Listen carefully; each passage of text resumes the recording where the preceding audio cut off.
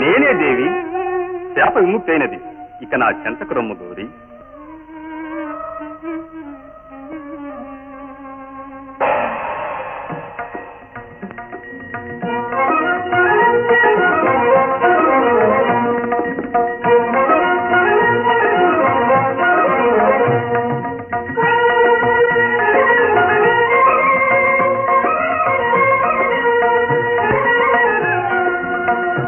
మహాదేవ, మాయా ప్రగిన నాకు ఈ పుత్రపాశం తొలగకుండా ఉంది ప్రభు.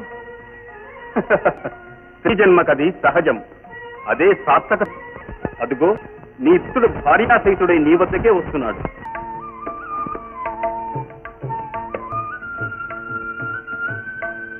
ఆహా, ఎంత మనోహరమైన వనాన్ని సృష్టించావు దేవి. ఇదంతా తమ అనుగ్రహ మహిమ. కానీ అర్థుక్తులెందుకు దేవి? ఆదేశించదాలిన ఆదిశక్తివి. నీ అంతర్యమేమిటో చెప్పు.